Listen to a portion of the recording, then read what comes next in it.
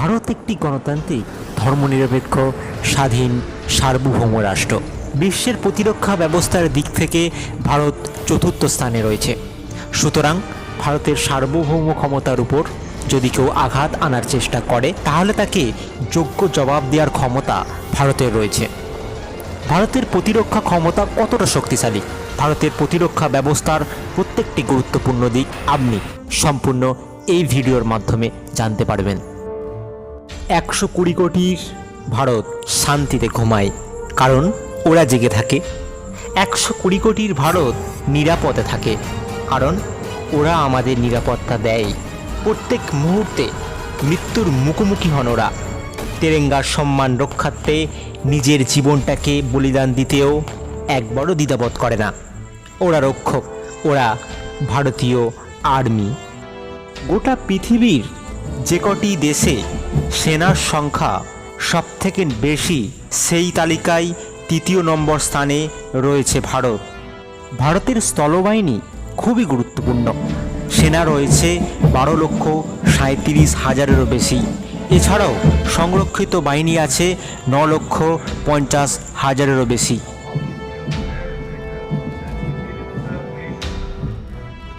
সম্মুখ সমরের অন্যতম গুরুত্বপূর্ণ অস্ত্র ট্যাঙ্ক। ভারতের হাতে রয়েছে অর্জুন, T-19 ভীম, T-72 অজয়ের মতো মেন ব্যাটেল ট্যাঙ্ক।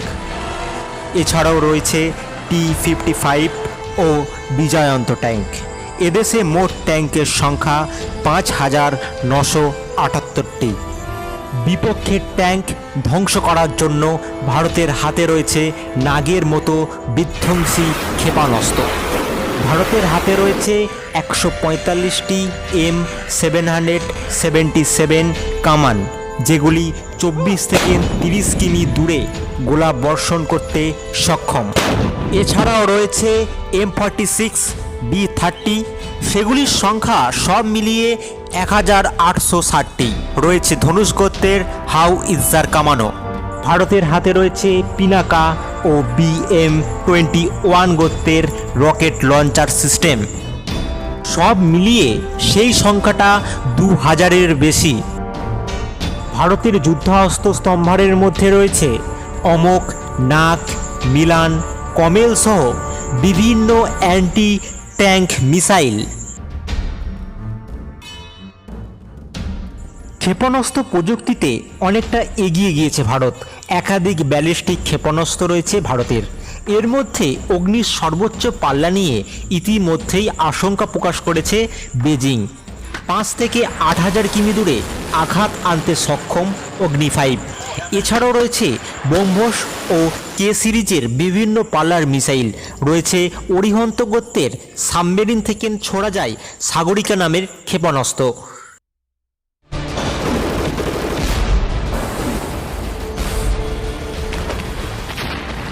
বিভিন্ন রকমের ব্যালিস্টিক মিসাইল ডিফেন্স সিস্টেম রয়েছে ভারতের হাতে। রয়েছে ভূমি থেকে আকাশে ছোড়ার বিপুল ক্ষেপণাস্ত্র।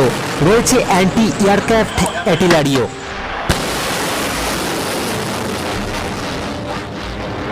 স্থলের যুদ্ধের মতো আকাশ যুদ্ধের জন্য বিপুল সম্ভার মজুদ ভারতের হাতে। রয়েছে অ্যাপাসে, হ্যাল রুদ্র, হ্যাল ধ্রুব, হ্যাল লাইট কমব্যাট অ্যাটাক হেলিকপ্টার। নিজস্ব প্রযুক্তিতে তৈরি হ্যাল চিতা, লান্সার, চেতক ও চেতনের মতো কপ্টার রয়েছে ভারতের কাছে। ভারতের ঝুলিতে রয়েছে ইসরায়েল থেকে আনা ফ্যালকন রাডার। এছাড়াও রয়েছে ইন্দো, রাজেন্দ্র, রোহিণীর মতো আধুনিক রাডার সিস্টেম। ডগ ফাইট হোক বা বোমাবর্ষণ, ভারতের বিমান বাহিনীতে রয়েছে বিভিন্ন অত্যাধুনিক বিমান। রয়েছে মিগ সিরিজের 111টি বিমান, সুখোই 30 রয়েছে 272টি বিমান, রয়েছে 51টি মিরাজ।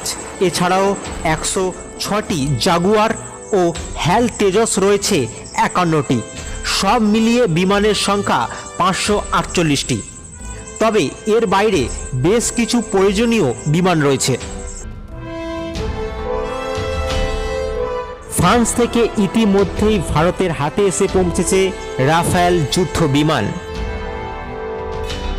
আইএনএস অরিহান্ত ও আইএনএস চক্র নামে দুটি পারমাণবিক চালিত সাবমেরিন রয়েছে ভারতেই তৈরি হয়েছে আইএনএস অরিহান্তের মতো পরমাণু শক্তিচালিত সাবমেরিন। এটাই সবচেয়ে বড় সাবমেরিন।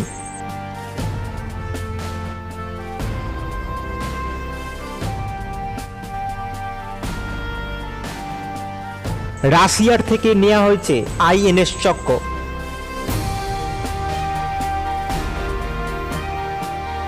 ভারতের হাতে রয়েছে অত্যাধুনিক স্করপেন গোত্রের অ্যাটাক সাবমেরিন। ভারতের নৌবহরে রয়েছে 14টি সাধারণ সাবমেরিন, সিন্ধু ঘোষ, শিশুমারের মতো অ্যাটাক সাবমেরিন। নৌবহরে রয়েছে বিমানবাহী রণতরী আইএনএস বিক্রমাদিত্য।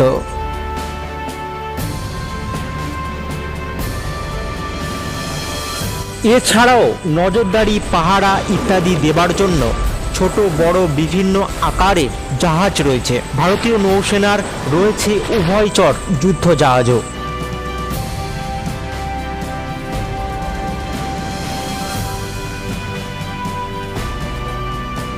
শুধুমাত্র পরমাণু বোমা নয়, হাইড্রোজেন বোমা তৈরি করার প্রযুক্তি রয়েছে ভারতের হাতে। 110টির মতো পরমাণু বোমা রয়েছে ভারতের হাতে। ভারতের হাতে রয়েছে অ্যান্টি স্যাটেলাইট মিসাইলের মতো উন্নত মান অস্ত্র। এই রকম উচ্চ ক্ষমতা সম্পন্ন নিয়ন্ত্রিত ক্ষেপণাস্ত্র দিয়ে মহাকাশে অবস্থিত কৃত্রিম উপগ্রহ ধ্বংস করা যায়। বিশ্বের চতুর্থ দেশ হিসাবে ভারতের কাছে এই প্রযুক্তি রয়েছে। 2019-এ অ্যাসাট ক্ষেপণাস্ত্রের সফল পরীক্ষা করে ভারত।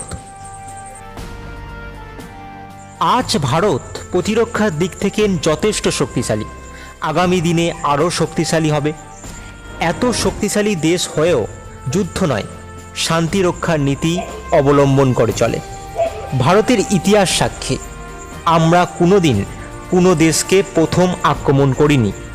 মানবতার স্বার্থে শান্তিপূর্ণ ব্যবহার আমাদের সংস্কারের অঙ্গ। তবে দেশের নিরাপত্তা ও সার্বভৌম রক্ষার ক্ষেত্রে ভারত কাউকে ছেড়ে কথা বলবে না। তিরঙ্গার সম্মান রক্ষার্থে 130 কোটি ভারতবাসী যাতে শান্তিতে এবং নিরাপদে থাকতে পারে, তার জন্য ভারতীয় সেনারা নিজের জীবনটাকে বলিদান দিতে একবারও দ্বিধাবোধ করে না। আসুন আমরা সবাই মিলে সংকল্প গ্রহণ করি যে তাদের এই বলিদান ব্যর্থ হয়ে যেতে দেব না। আমরা তাদের থেকে প্রেরণা নেব আর তাদের স্বপ্নের ভারত নির্মাণের জন্য আমরাও নিজেদের জীবন উৎসর্গ করব।